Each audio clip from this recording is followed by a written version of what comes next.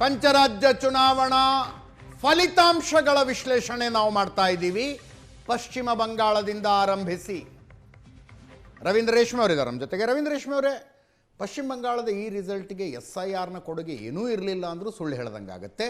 SIRನಿಂದಾನೇ ಈ ರಿಸಲ್ಟ್ ಬಂದುಬಿಡ್ತು ಅಂತ ಹೇಳಿದ್ರು ಸುಳ್ಳು ಹೇಳ್ದಂಗೆ ಆಗುತ್ತೆ.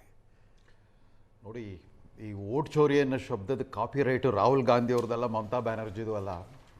ಜನವರಿ 6, 2021 ಅಮೆರಿಕ ಅಧ್ಯಕ್ಷೀಯ ಚುನಾವಣೆಯ ಫಲಿತಾಂಶವನ್ನು ವಿದ್ಯುಕ್ತವಾಗಿ ಆಯಾ ಉಪಾಧ್ಯಕ್ಷರು ಪ್ರಕಟಣೆ ಮಾಡ್ತಾರೆ.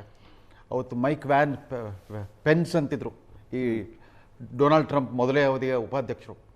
ಅವರು ರಿಸಲ್ಟ್ ಘೋಷಣೆ ಮಾಡ್ತಿರೋ ಹಾಗೆ ಟ್ರಂಪ್ ಅವರು my victory stolen, my votes are stolen ಅಂತ ಶುರು ಮಾಡಿದ್ದು. ವೋಟ್ ಚೋರಿ ಅನ್ನೋ ಶಬ್ದ ಅವರು I will reject the result, my votes are stolen ಅಂತ ಹೇಳಿದ್ದು ಅಷ್ಟೇ ಅಲ್ಲ, ಸಾವಿರಾರು ಜನ ತಮ್ಮ ಬೆಂಬಲಿಗರನ್ನ ಅಮೆರಿಕ ಸಂಸತ್ ಭವನದ ಮೇಲೆ ನುಗ್ಗಿಸ್ಬಿಟ್ರು. ದೊಡ್ಡ ದೊಂಬಿ ದಾಂಧಲೆ ಮಾಡಿಬಿಟ್ಟು ಅಮೆರಿಕದ 240 ವರ್ಷಗಳ ಪ್ರಜಾಪ್ರಭುತ್ವ ಇತಿಹಾಸದಲ್ಲಿ ಒಂದು ಕಪ್ಪು ಚುಕ್ಕೆ ಬರೋ ಥರ ಮಾಡಿಟ್ಬಿಟ್ರು. ಆ ಥರ ಆ ಟ್ರಂಪ್ ಮಾಡೆಲ್ನ ಯಾಕೆ ರಾಹುಲ್ ಗಾಂಧಿ ಅವರು ಅಡಾಪ್ಟ್ ಮಾಡ್ಕೊಂಡ್ಬಿಟ್ರು ಅಂತ ಇದಕ್ಕಿಂತ ಟ್ರಂಪ್ ಮೇಲೆ ಪ್ರೀತಿ ಬಂದ್ಬಿಡ್ತು. ಅಷ್ಟೇ ಅಲ್ಲ, Trump India's economy is dead ಅಂದಾಗ ಹೌದು what Trump size is correct ಅಂತ ಹೇಳಕ್ಕೆ ಶುರು ಮಾಡಿಬಿಟ್ರು. ಆ ವೋಟ್ ಚೋರಿ ಅನ್ನೋ ಶಬ್ದ ಇದೆಯಲ್ಲ, ಅದು ಅಲ್ಲಿಂದ ಬಂದಿದ್ದು, ಟ್ರಂಪ್ ಪಾಲಿಟಿಕ್ಸ್ ಅದು.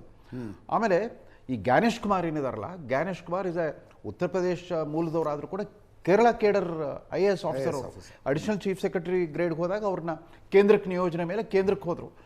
UDF ಸರ್ಕಾರ, LDF ಸರ್ಕಾರದಲ್ಲಿ ಅವರು ಅನೇಕ ಪ್ರಮುಖ ಹುದ್ದೆಗಳಲ್ಲಿ ಕೆಲಸ ಮಾಡಿಬಿಟ್ಟು ದಕ್ಷ ಅಧಿಕಾರಿ ಅಂತ ಅನ್ಸ್ಕೊಂಡಿದ್ರು. ಕೇರಳದಲ್ಲಿ UDFನಲ್ಲಿದ್ದರು, LDF ಸರ್ಕಾರ ಇದ್ದಾಗಿದ್ದರು. ಅವರು ಕರಿಯರ್ ಶುರು ಮಾಡಿದ್ದಲ್ಲೇ ಮುಗಿಸಿದ್ವಲ್ಲ, ಆಮೇಲೆ ಕೇಂದ್ರಕ್ಕೆ ಬಂದುಬಿಟ್ಟು ಚುನಾವಣಾ ಮುಖ್ಯ ಆಯುಕ್ತರಾದರು. ಈಗ ಕೇರಳದಲ್ಲಿ UDF ಎಷ್ಟು ದೊಡ್ಡ ಪ್ರಮಾಣದಲ್ಲಿ ಆಲ್ಮೋಸ್ಟ್ 3-4 ಅಂಶ ಬಹುಮತದಷ್ಟು ಸೀಟ್ ಪಡ್ಕೊಂಡು ಗೆದ್ದಿದೆ. ಮಾಡ್ಬೋದಾಗಿತ್ತಲ್ಲ ಜ್ಞಾನೇಶ್ ಕುಮಾರ್, ಮೋದಿ ಮೇಲಿನ ಪ್ರೀತಿಯಿಂದ UDF ಸೋತೋಗ್ಬಿಡೋಂಗೆ ಮತ್ತೊಂದು ಚಾನ್ಸ್ LDFಗೆ ಕೊಟ್ಬಿಟ್ರೆ ಬೆಟರು. ಆ ಪಿಣರಾಯಿ ವಿಜಯನ್ ಹೆಂಗಿದ್ರು, ಫ್ರೆಂಡ್ಲಿ ಚೀಫ್ ಮಿನಿಸ್ಟರ್ ಥರ ಇದ್ದರು. ಅವರು BJPಯನ್ನು ಬರೀ ಸೈದ್ಧಾಂತಿಕವಾಗಿ ಟೀಕಿಸ್ತಿದ್ರೆ ಹೊರತು ಉಳಿದಂಥ ಪ್ರಧಾನಮಂತ್ರಿಯವ್ರ ಜೊತೆ ಗುಡ್ ವಿಲ್ ಇಟ್ಕೊಂಡ್ಬಿಟ್ಟು 6 ತಿಂಗಳಿಗೊಮ್ಮೆ ಒಂದು ಪ್ರಾಜೆಕ್ಟ್ ಲೋಕಾರ್ಪಣೆ ಇಲ್ಲ ಶಿಲಾನ್ಯಾಸ ಮಾಡಿಸ್ಕೊಳ್ತಾ ಡೆವಲಪ್ಮೆಂಟ್ ಮಾಡ್ತೀನಿ ಅಂತ ತೋರಿಸ್ತಾಯಿದ್ರು. ಹಾಗಾಗಲ್ಲ. ಹೀಗಾಗ್ತಾ ಹೋದರೆ ಎಲ್ಲ ಸಂವಿಧಾನಾತ್ಮಕ ಸಂಸ್ಥೆಗಳ ಮೇಲೆ ನಾವೆಲ್ಲ ಅನುಮಾನ ಪಡ್ತಾ ಹೋಗ್ಬಿಟ್ಟಿವಿ ಅಂತಂದರೆ ಪ್ರಜಾಪ್ರಭುತ್ವ ಉಳಿಯೋದಿಲ್ಲ. ನಾವು ಶಿಕ್ಷಣ ಕ್ಷೇತ್ರದಲ್ಲಿ ಪರೀಕ್ಷಾ ವ್ಯವಸ್ಥೆ ಮೇಲೆ ನಂಬಿಕೆ ಇಟ್ಕೊಂಡಿರ್ತೀವಿ. ಅದ್ರ ಮೇಲೆ ನಾಳೆ CET ಪ್ರಾಧಿಕಾರ, PUC ಪ್ರಾಧಿಕಾರದ ಮೇಲೆ ಎಲ್ಲರೂ ಅನುಮಾನ ಮಾಡೋಕ್ಕೆ ಶುರು ಮಾಡಿಬಿಟ್ರೆ, ಫೇಲ್ ಆಗಿರೋ ಹುಡುಗರೆಲ್ಲ ನಮ್ಮದು ಅನ್ಯಾಯವಾಗಿ ಫೇಲ್ ಮಾಡ್ತಾರೆ ಅಂತ ಹೇಳೋಕ್ಕೆ ಶುರು ಮಾಡಿಬಿಟ್ರೆ ಆ ಪರೀಕ್ಷಾ ವ್ಯವಸ್ಥೆ ಕುಸಿದು ಹೋಗ್ಬಿಡುತ್ತೆ. ಇಡೀ ನಾಗರಿಕ ಸಮಾಜದಲ್ಲಿ ಪರಸ್ಪರ ವಿಶ್ವಾಸದಿಂದ ಈ ಸಂಸ್ಥೆಗಳನ್ನು ನಾವೇ ಸೃಷ್ಟಿಸಿರೋದು. ಆಮೇಲೆ IT, BT, CBI ಹೌದು, ಅವು ಇರೋದೇ ಬಳಸೋದಕ್ಕೆ ಯಾರ ಅಧಿಕಾರದಲ್ಲಿ ಅವ್ರ ಕೈಲಿರುತ್ತೆ. UPA ಸರ್ಕಾರ ಇದ್ದಾಗ ತಮ್ಮದೇ ಮಿತ್ರ ಪಕ್ಷದ 2 ಸಂಸದರು ಮತ್ತು ಮಂತ್ರಿಯನ್ನು ಜೈಲಿಗೆ ಕಳಿಸ್ಬಿಟ್ರು. ಕಡಿಮೊಳಿಯವರು ಮತ್ತು ರಾಜ 200 ದಿನ ಜೈಲಲ್ಲಿದ್ದರು CBI ಕಾರ್ಯಾಚರಣೆಯಿಂದ, CBI ಇನ್ವೆಸ್ಟಿಗೇಷನಿಂದ, 2G ಸ್ಪೆಕ್ಟ್ರಮ್ ಸ್ಕ್ಯಾಮ್ನಲ್ಲಿ. ಹಂಗಂದು ಮಾತ್ರ ದುರ್ಬಳಕೆ ಮಾಡ್ಕೊಂಡ್ರಂತಾಗುತ್ತೆ. ದೇವೇಗೌಡರು ಪ್ರಧಾನಮಂತ್ರಿ ಇದ್ದಾಗಲೇ ನಮ್ಮ ಕರ್ನಾಟಕ ಮೂಲದ CBI ಡೈರೆಕ್ಟರ್ ಇದ್ದು ಜೋಗೀಂದ್ರ ಸಿಂಗ್ ಅಂತ, ನಾನು ಬೀದರ್ಲಿದ್ದಾಗ ಅವರು SP ಆಗಿದ್ರು, ಇಲ್ಲಿಂದ ಕರಿಯರ್ ಶುರು ಮಾಡಿದ್ರು. ಈ ಮೇವು ಹಗರಣದಲ್ಲಿ ಲಲ್ಲೂ ಪ್ರಸಾದ್ ವಿರುದ್ಧ ಕೇಸ್ ಇನಿಷಿಯೇಟ್ ಮಾಡಿದ್ದೇ ದೇವೇಗೌಡರು. ಅದು ಒಂದು ಕಾರಣ, ದೇವೇಗೌಡರನ್ನ ಅಕಾಲಿಕವಾಗಿ ಅವ್ರನ್ನ ಪ್ರಧಾನಮಂತ್ರಿ ಪದವಿಯಿಂದ ಕೆಳಗಿಳಿಸ್ಲಿಕ್ಕೆ ಅದು ಒಂದು ಕಾರಣ ಆಗೋಗ್ಬಿಡ್ತು. ಇದಾಗುತ್ತೆ. CBI ಹೌದು, ಯಾವ ರೀತಿ CCB, CID, CODಗಳನ್ನು ಬಳಸ್ಕೊಳಿದ್ರು ರಾಜ್ಯ ಸರ್ಕಾರ, ಅವ್ರಿಗಿದೆ ಅಧಿಕಾರ ಇದೆ. ಸಂದೀಪ್ ಅವರು ಕೇರಳದಿಂದ ಮಾತಾಡ್ತಾ ಕೇರಳದಲ್ಲಿ ಅಲಂಕಾರಿಕವಾಗಿ ಸಂಸ್ಥೆಗಳನ್ನು ಇಟ್ಕೊಳ್ಳೋಕ್ಕಾಗುತ್ತಾ? ಸಂದೀಪ್ ಅವರು ಕೇರಳದಿಂದ ಮಾತಾಡ್ತಾ ಕೇರಳದಲ್ಲಿ ಗೆಲ್ಲುವುದಕ್ಕೆ ಕಾಂಗ್ರೆಸ್ ಮಾಡಿದ ಪ್ರಯತ್ನಗಳೇನಿತ್ತು, ಶ್ರಮ ಎಲ್ಲ ಹೇಳಿದ್ರಲ್ಲ, ಪಶ್ಚಿಮ ಬಂಗಾಳದಲ್ಲಿ BJP ಆ ಶ್ರಮ ಹಾಕಿಲ್ವಾ? ನೋಡಿ, ಆ ಪ್ರಯತ್ನ ಮಾಡಿಲ್ವಾ?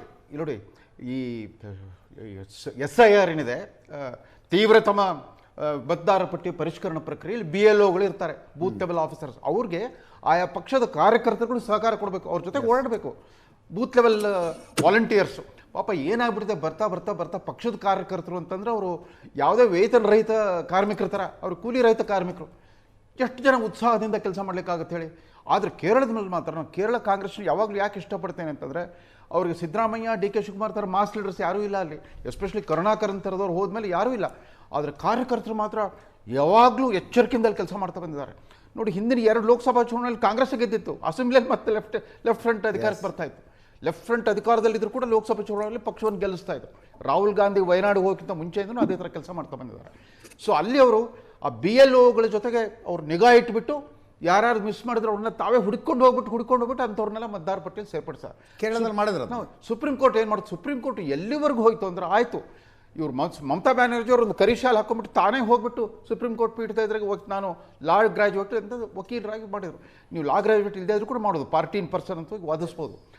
ಆಗ ಅವ್ರೇನು ಮಾಡಿದ್ರು, ಸಿವಿಲ್ ಜಡ್ಜ್ಗಳ ಸೇವೆಯನ್ನು ಒದಗಿಸಿದ್ರು, ಟ್ರಿಬ್ಯುನಲ್ ಥರ ಸೆಟಲ್ಮೆಂಟ್ಗೆ, ಎಲ್ಲೇ ಡಿಸ್ಪ್ಯೂಟ್ ಸೆಟಲ್ಮೆಂಟ್ಗೆ ಸಾವಿರಾರು ಜನ ನಿವೃತ್ತ ಮತ್ತು ಸೇವಾ ನಿರತ ಸಿವಿಲ್ ಜಡ್ಜ್ಗಳೆಲ್ಲ ಹೋದರೆ ಇವ್ರು ಕಿಡ್ನ್ಯಾಪ್ ಮಾಡಿ ಕೂಡ ಹಾಕೊಂಡ್ಬಿಟ್ಟಿದ್ರು ಅಂತ ಇದರಲ್ಲಿ, ಅವ್ರಿಗೆ ಬೆದರಿಕೆ ಹಾಕಿದ್ರು.